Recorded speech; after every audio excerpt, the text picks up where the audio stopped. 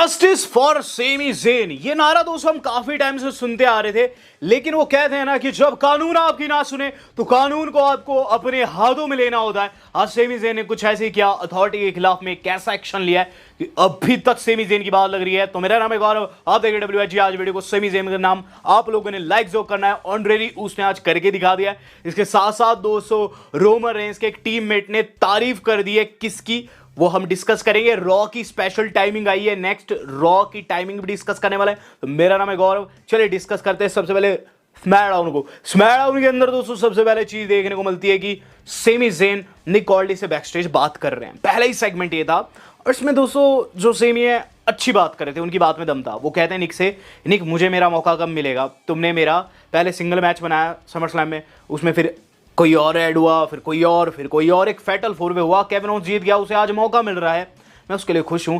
लेकिन मेरे मौके का क्या? इसके ऊपर निक ऑल्डी संज्ञान दे रहे होते हैं, कहते हैं कि उन्होंने उन्हें मौका दिया था लास्ट वीक। इस पर सेमी कहते हैं कैसा मौका? उस मौके को तो रैंडी ऑर्टन ने छीन लिया, रैंडी ऑर्टन ने रियून कर दिया।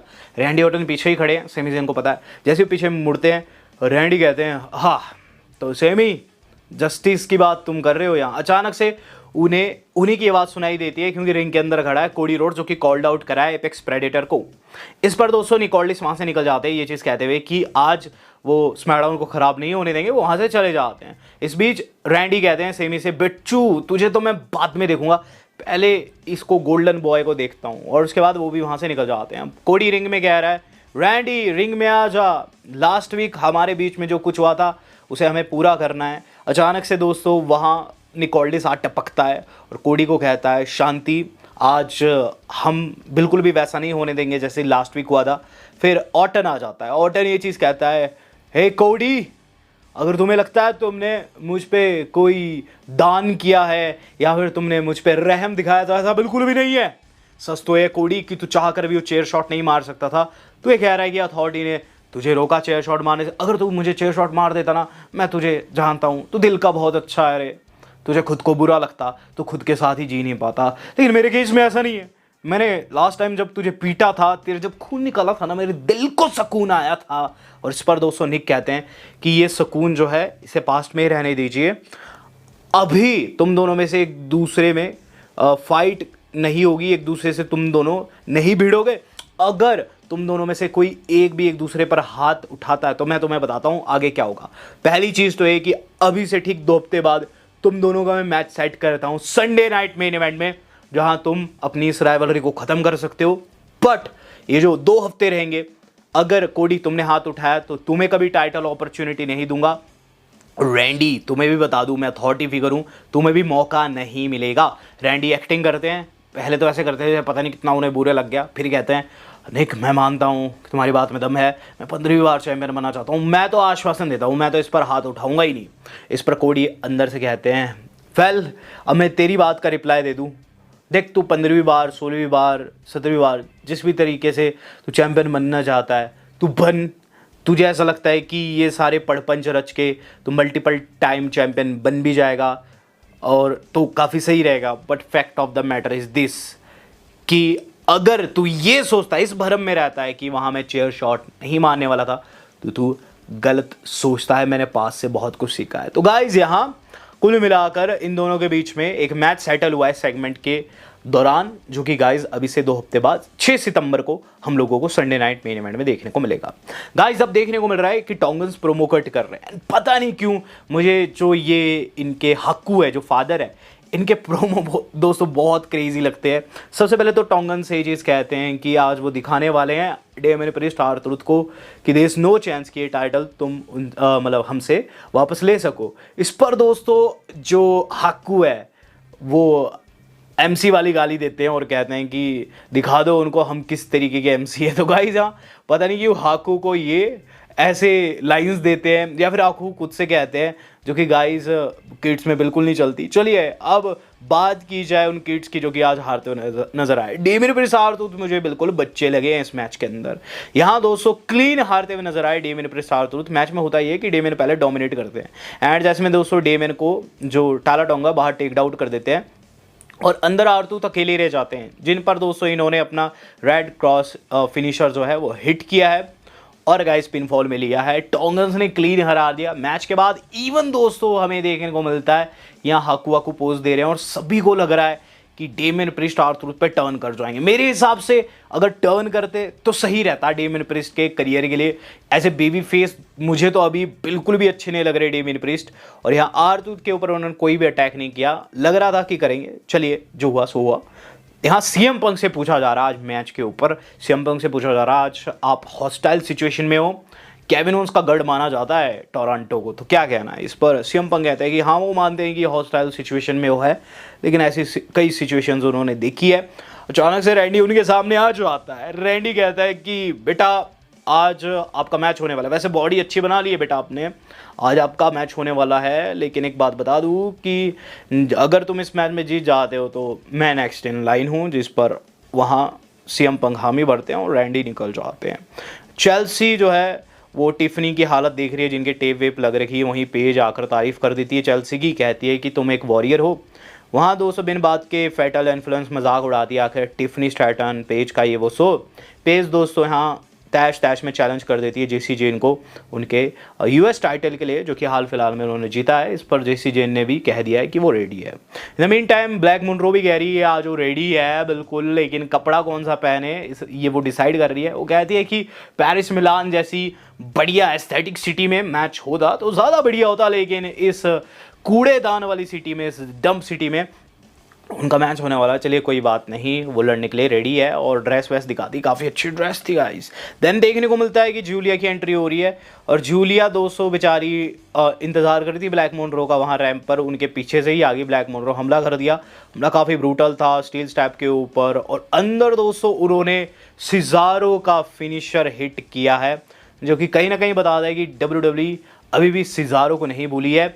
और कमेंट बॉक्स में उसका नाम ज़रूर बताना है कि कौन सा था सिजारो का फिनिशर ब्लैक मोनरो ने हिट किया, और वहाँ से जल्दी मैच कभी शुरू हुआ ही नहीं। और कहीं ना कहीं ये काफ़ी बैड बुकिंग है मेरे हिसाब से।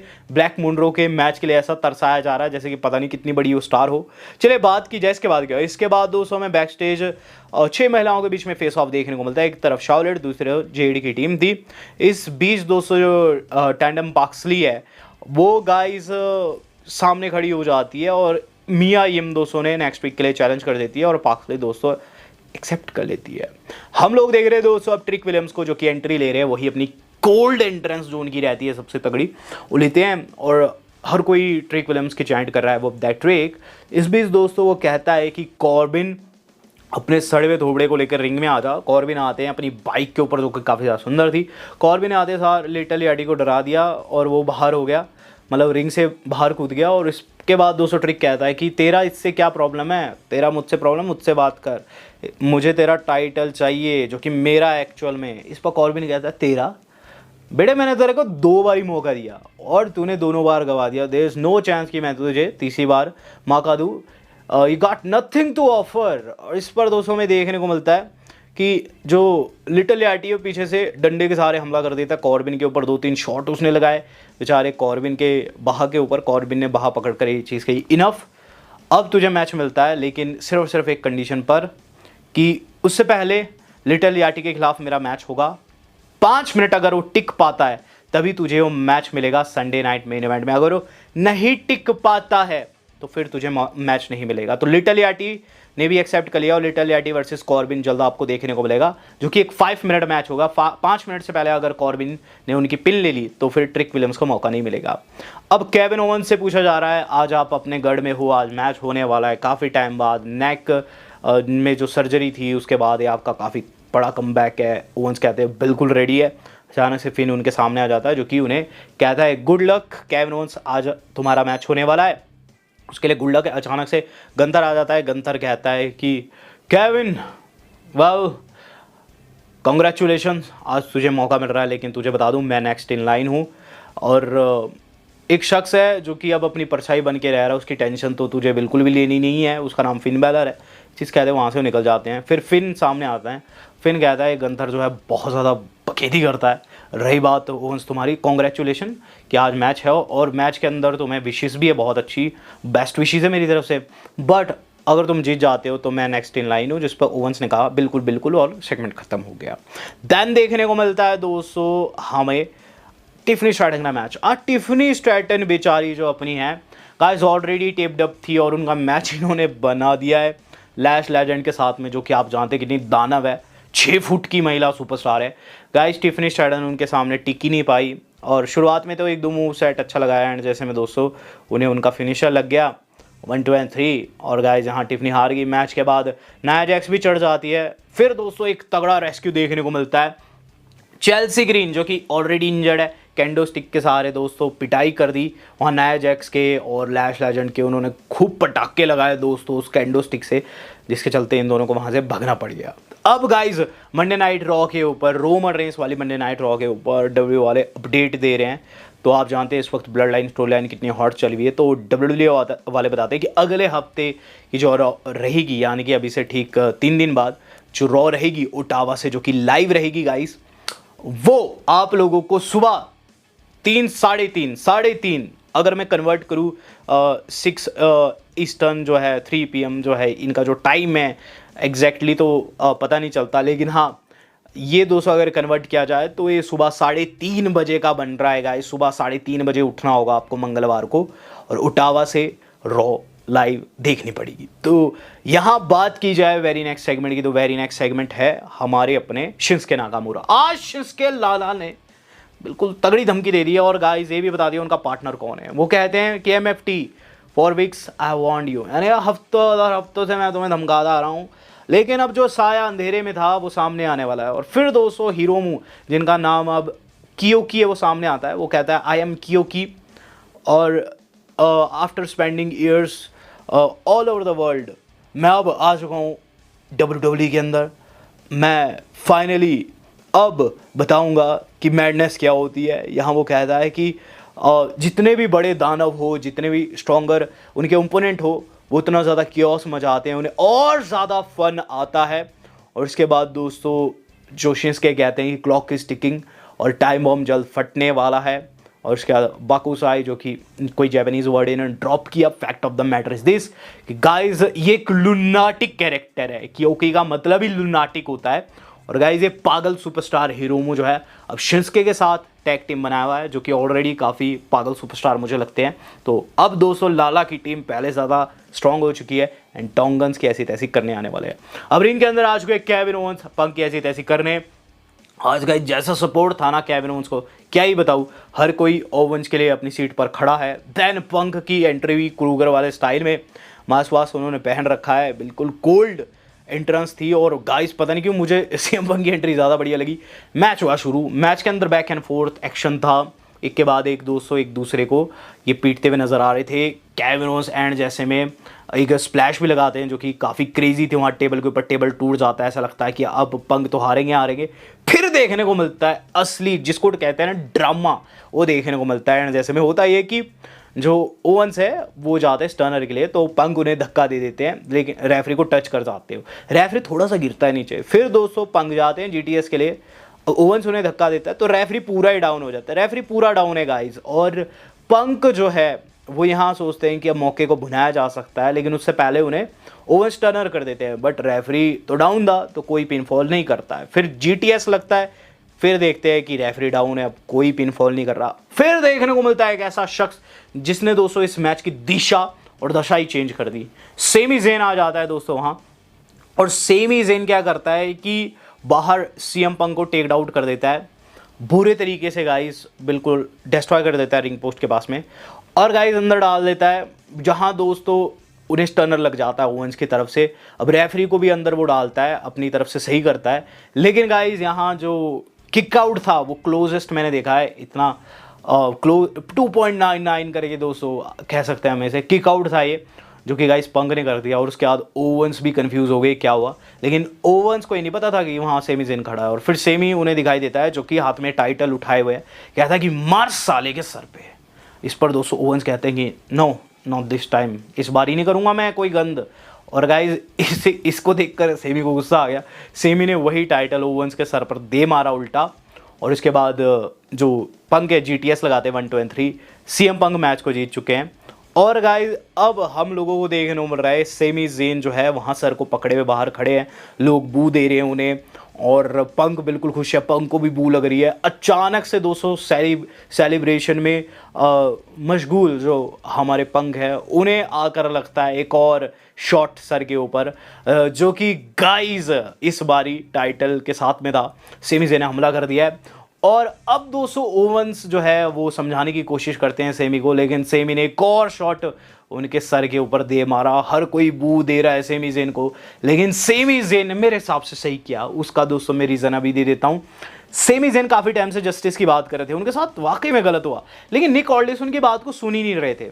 अब कोई शख्स, फॉर एग्जांपल हम रैंडी ऑर्टन को ले ले, रैंडी ऑर्टन के साथ अगर ऐसा होता तो इस मोमेंट पर उन्होंने पंट किक मार मूर के 200 निक ऑल्डिस को ही ठिकाने लगा देना था।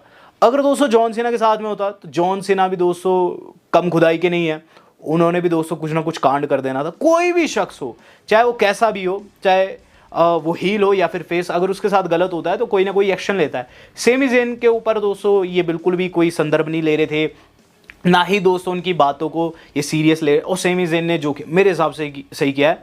Semi Zayn after the show भी काफ़ी फ्रस्ट्रेटेड नज़र आए हैं, जहां उन्होंने अपनी टी शर्ट वी शर्ट फेंकी है और गाइस कुल मिलाकर लोगों के ऊपर भी चिल्लाते हुए नजर आए। तो सेमी ज़ेन ने आज कानून अपने हाथ में लिया है। अब मेरे हिसाब से एक ट्रिपल थ्रेट जल्द हम लोगों को देखने को मिलेगा इन तीनों के बीच में। अब गाइस एक और चीज़ हुई है आफ्टर दी शो दोस्तों, जेकब फाटू ने एक आप कह सकते हैं प्रोमो कट किया या फिर कह लीजिए स्टोरीज बताई है हाकू की। हाकू काफ़ी बदनाम, काफ़ी खतरनाक इंसान थे अपने टाइम के, और गाइस रियल वर्ल्ड में भी उन्होंने बहुत से लोगों को पीटा है। तो ऐसे ही जेकब फाटू पर एक प्लेलिस्ट WRO ने पब्लिश की है, जिससे ये चीज़ भी साफ पता चलती है कि MFT एंड ब्लड लाइन के बीच में कुछ ना कुछ रिलेशन है, जो कि काफ़ी पॉजिटिव है। इन फ्यूचर क्या पता रोमन रेस MFT वालों को भी अपनी टीम में ले ले, वेल वो तो समय बताएगा। लेकिन आज की स्मैकडाउन आपको कैसे लगी, डू लेट मी नो। आज तक इतना ही, धन्यवाद, शब्बा खैर।